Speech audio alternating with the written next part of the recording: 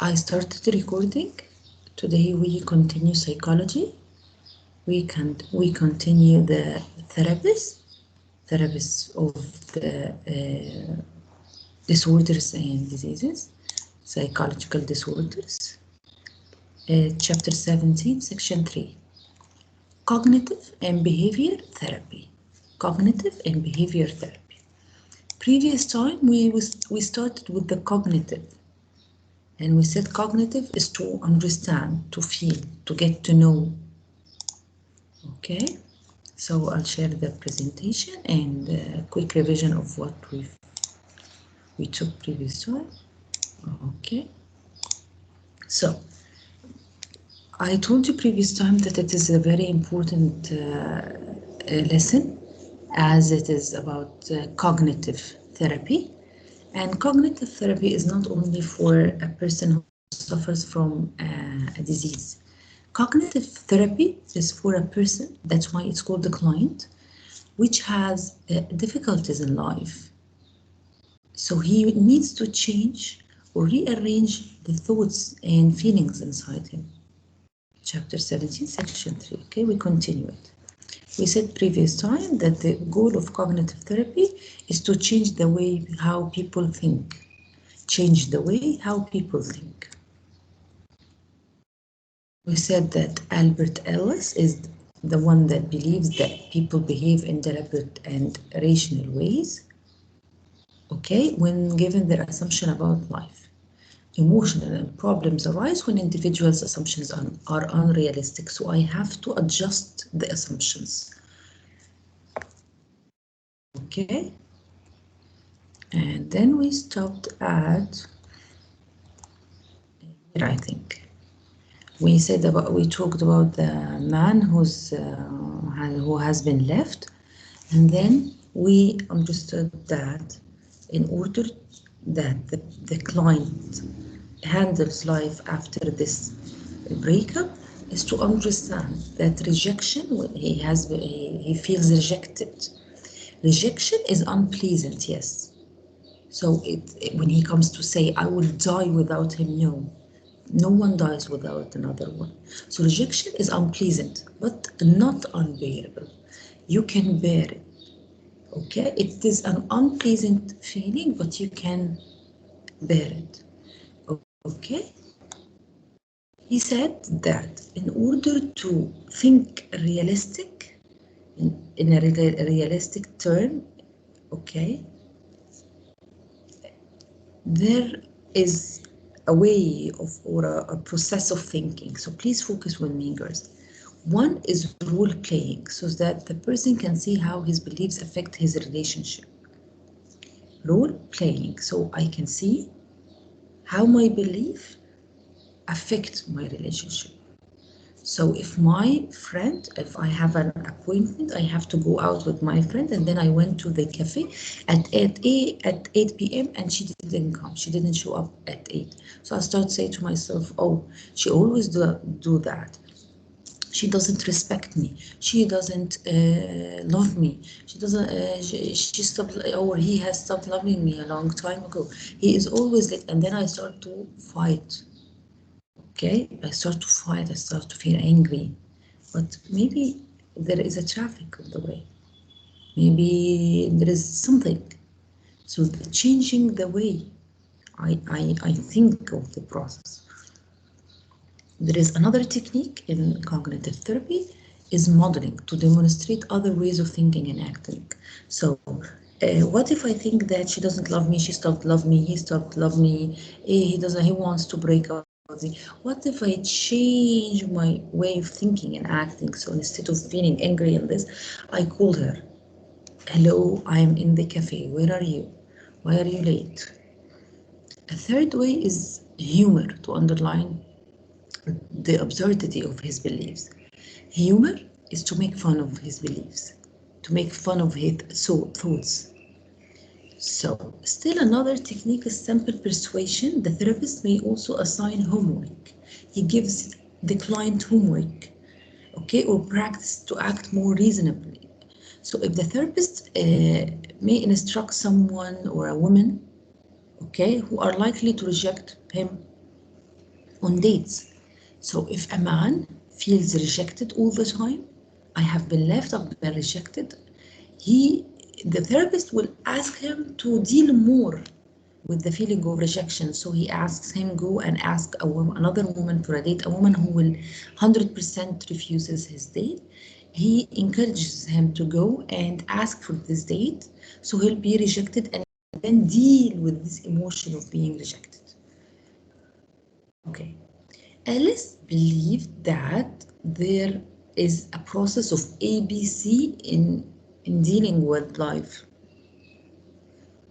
in understanding events. ABC. A is activating event. Activating event is what happened. What happened? My friend doesn't reply my call. I call her 3 times, she doesn't reply me. I don't want to be her friend anymore. She always does this. She doesn't care about me. She prefers to talk with a third friend rather than me. So here is the activating event. What is activating event? Your friend doesn't reply your phone. Then B is the person's belief system about the event. This is his system. So my friend doesn't reply my calls. Then B is my system, my belief system. She doesn't reply my phone call. She doesn't want to be my friend anymore. She has stopped loving me. Then it takes me to C. C is the consequence that follows. The consequence. Then I feel angry, so when she comes, I say to her, why are you always late? Why are you always late? Why don't reply me, for example, when she replies? Or I send her on WhatsApp, I called you 3 times, you don't answer me. Why you neglect me? And then a fight starts. Ellis claimed it is not the event that makes, and this, girls, please, grade 12, I told you this chapter is very important in your life, not in only your marks. Ellis says that not the event, okay, or not the action itself that causes trouble. No, the way we think about the event causes the trouble. So the event is A, is not the reason for C. B is the reason for C. Let's see more. Are you here, grade 12?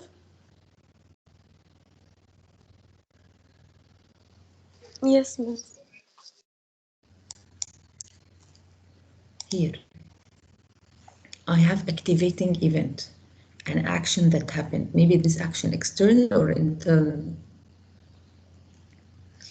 The belief about this event, which will lead to the consequences, not the event will lead to consequences. So why are you so angry? She made me angry. No, no one makes you angry. Because not the event that causes the consequences. Your beliefs cause the consequences. Many cognitive therapists believe that our emotional reactions to situation are the result of not of the situation but of our beliefs. So, for example, the cognitive ABC model by Ellis. Adversity, belief, consequence. Adversity is the action itself. For example, I didn't get selected for choir. I wanted to participate to sing with the girls, but they didn't choose me. They didn't choose me. This is the event. What do I believe? I have a terrible voice. I'm never going to be any good at singing. So because I believe that, so I will feel sad and give up on practicing singing.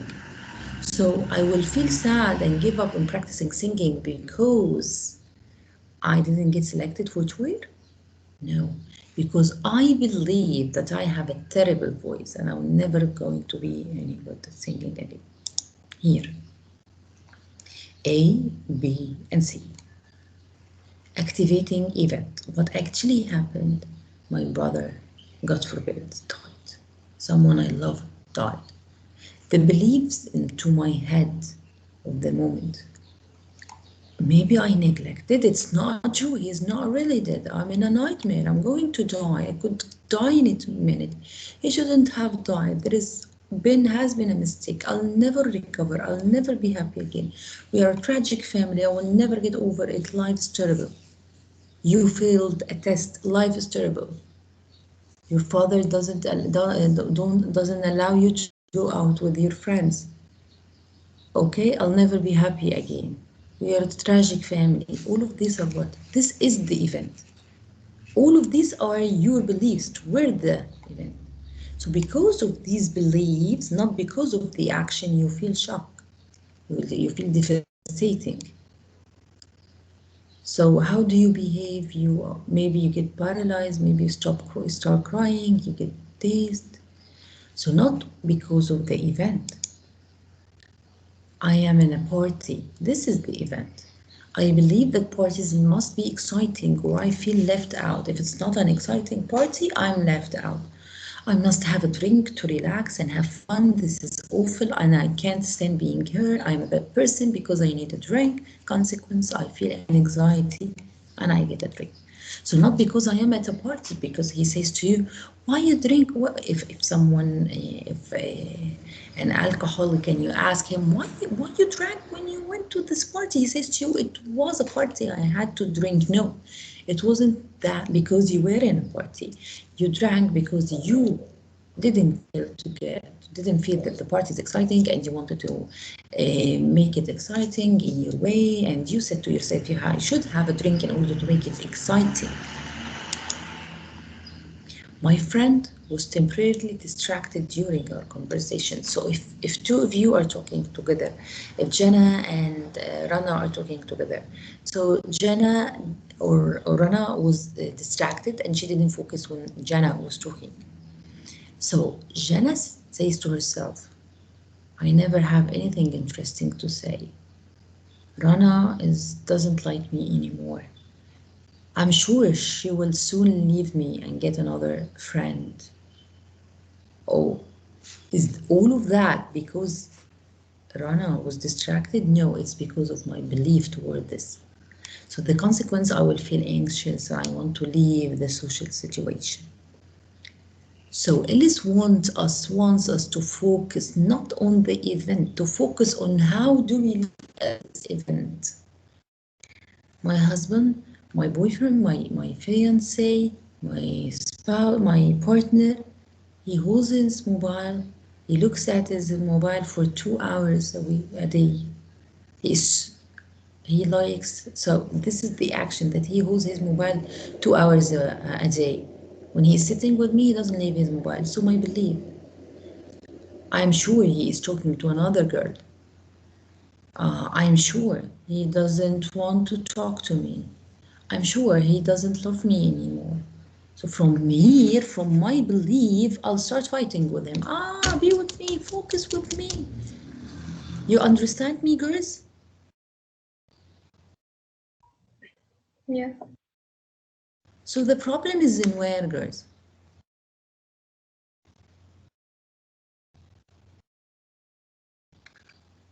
Problem is in where? In the event itself that her husband holds the mobile 2 hours a day?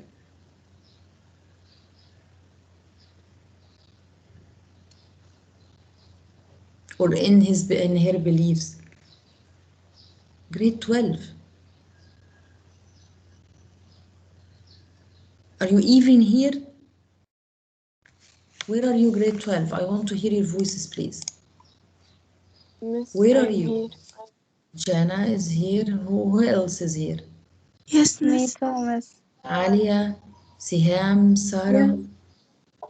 Only 4 girls. Where are the rest? We still have 11 other names. The rest are asleep. So I have Siham, Jana, Alia, Sarah. Literally, the rest are not here. No, Miss, I'm here too. And Raha. Me too. Jana, Alia, Sarah, Raha, I'm here too. Siham. Here too. Randa, Rahima. Miss, I'm here too. Okay. Me too. Me too.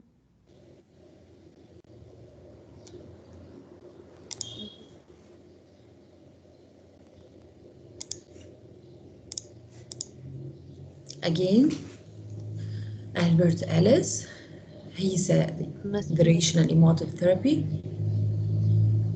Event happens when breakup in a relationship. Believe about this thought. I believe that this is awful. I can't stand it. Okay, this is a thought. This is awful. I can't stand it. I'll never survive this. I'll never be happy again. So when I say that to myself, I feel depressed and cries and be unable to work. But if I said this is unfortunate, I am sad, but it's not the end of the world. It's not the end of the world. So when I say to myself that it's not the end of the world, I feel sad, but it's okay. So I get normal emotions and I continue to work. I continue life with feeling of being sad. Grade 12. This is important for your life, again, for the 100th time. When an event happens, I don't get sad because of the event. I get sad because of my belief toward the event. As if I'm wearing these eyeglasses. My eyeglasses is different than your eyeglasses. So if an event happens and you break up in your relationship and you wear the eyeglasses off, this is awful. I can't stand it. So I feel depressed and cries. But if I took these eyeglasses off and I said this is unfortunate, it happens. I am sad. I feel rejected. But it's not the end of the world. So I'm still feeling sad. Sadness didn't go away. I still feel sad. But I can work. I can stand on my feet, up on my feet. In therapy, the therapist and client work to change B, which is believe. In the therapy, he doesn't change the action, the event. He changes the belief. So Ellis believes that the individual must take 3 steps to cure or correct himself. He must realize that some of his assumptions are false. So you have to understand that you will be happy again. And people forget.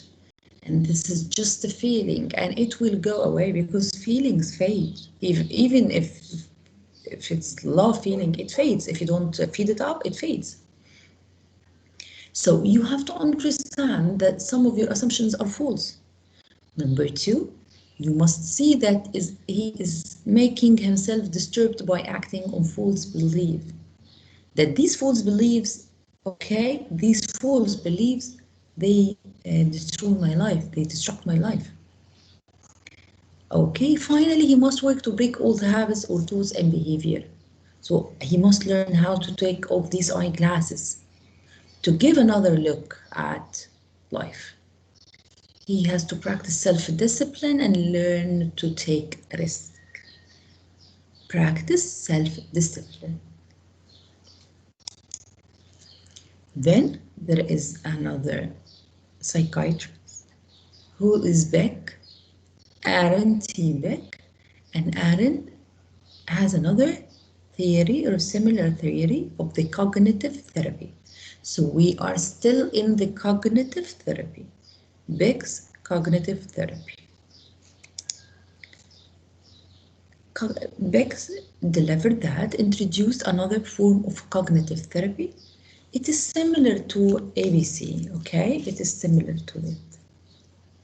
The primary difference between Beck and Elle is the focus on a logical thought process. So I have negative views about the word. I'm wearing the eyeglasses. The negative views about the word takes me to negative views about the future. Why? Because I'm wearing the eyeglasses are not clear. So when I put them on, can I see clearly? No, I can't see clearly. Why? Because I'm wearing the wrong eyeglasses. Negative views So I'll see the future full of negativity, which will lead me to negative views about oneself. And because I feel negative about myself, I give negative views about the world, so negative future, so negative oneself, and then I go to this cycle that never ends. From where, which part I can break? So in order to break this, break this process, Beck said, through using persuasion and logic to change existing belief, it encourages the clients to engage in actual tests of their own beliefs. So if a client believes that I never have a good time, the therapist might point out that this is a hypothesis, not a fact. We live in a Doric world. It is not a fact. It is a hypothesis. You it's your assumption. You assumed it. It is not the fact. So because why it's not fact? Because in fact is when we say the sun rises from the east. So everyone knows that sun rises from east. We all know that water boils at 100 degrees. So there will not come another one and says, no, this is not true. No, it is a fact. It has no right and wrong. It is a fact. But when I say life is dark, I'll never be happy again, it is a hypothesis. It's not a fact. So this is Beck's rule. He says that this is the therapist rule. To show you or show the client the difference of his belief and the fact. The therapist might then ask the client to test the hypothesis by looking at the evidence definitely and know the times in her life when she actually did have a good time. So when you say that I am stubborn, I'm very stubborn, then she asks you, why you say you are stubborn? How can you be that you are stubborn? So I say to her that, I don't know, but everyone says that I am stubborn or I have a stubborn mind. So then she asks me, do you feel that you are stubborn? Then I say, yes, I'm stubborn. I don't change my mind easily. So then she replies me, what if your mind is the right decision? What if you take the right decisions in this time, you'll be stubborn? So then I start to rethink, am I really stubborn person? Do I really have a stubborn mind? Or these are assumptions based on what people have always used to say to me. So I've been raised in a house that everyone yells at me and say to me, stop being stubborn. So I grow up and be convinced of that I am a stubborn child, which is not reality. So she shows you, the psychiatrist shows you that your assumptions are false, okay, and you are not a stubborn person. The therapist's goal here is to demonstrate to the client that the automatic thinking may be incorrect and that things are not as bad as they seem.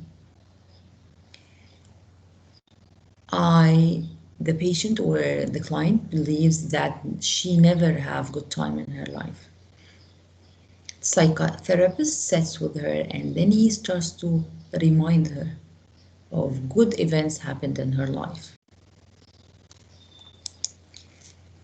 This work has been very successful with people who are depressed, people who suffer from depression. When they sit alone and they think of how life is unfair to them, how life is hard, how life is difficult, how it is dark, they are depressed, they feel depressed, they get into depression. So he believes that depressed people blame themselves instead of their circumstances.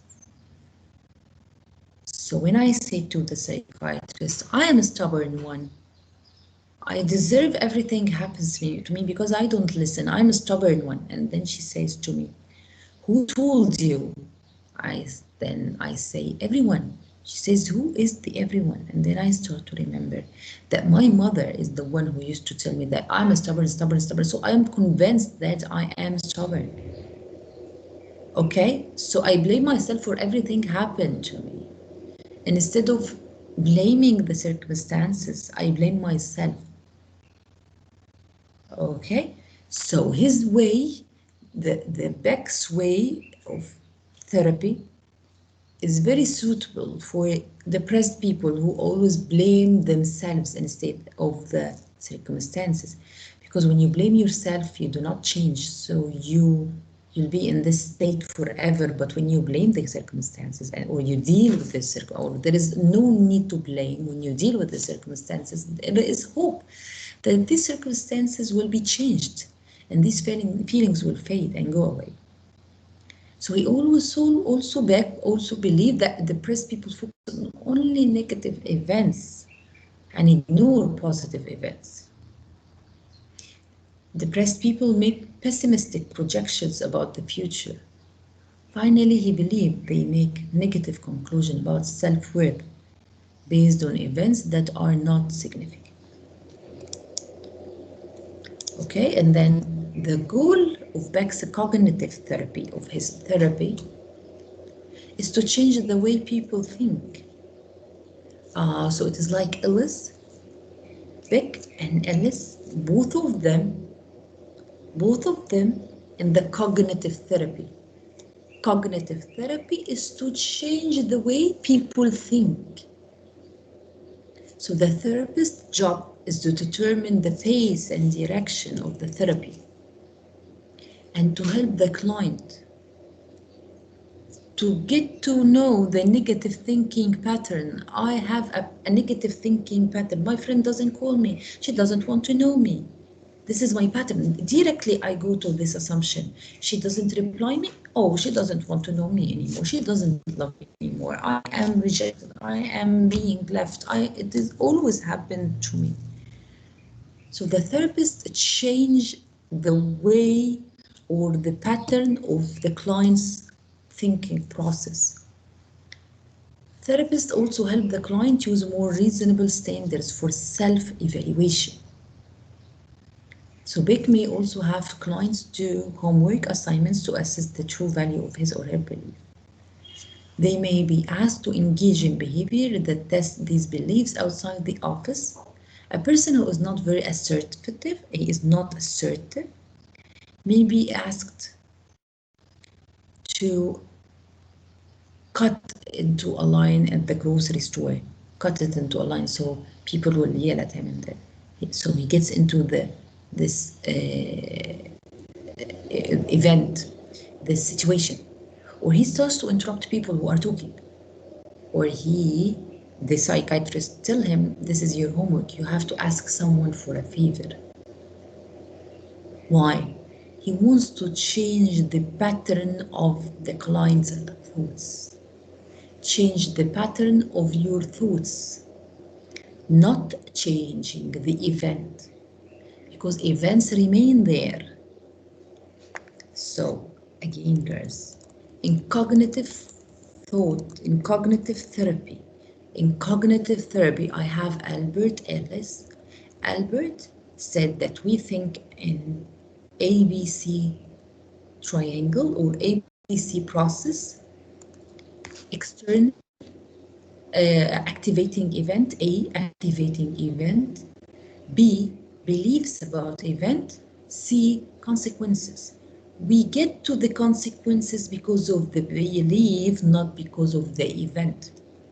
I cry every night before I sleep because the one I love has broke up with me. So he has broke up with me. I cry every night. You forgot your beliefs. So you would have said, it is okay. I feel sad. He broke up with me. I feel sad. I feel that I miss him. I want to get back, but these are feelings, they will go away. I'll stand on my feet again. This is not the end of the world. I get to get consequences of, yes, I still cry, but I cry with the hope that one day these feelings of being rejected will go away. ABC, okay, model of cognitive behavioral therapy. And then we go to the second psychiatrist, which is Beck, Aaron Beck. He said that psychiatrists or the therapist should change the way, okay, the client focuses on negative thoughts by showing him that these negative thoughts about life are assumptions and these are not facts. Change the way people think. Get to know the rational thinking way. Okay, girls?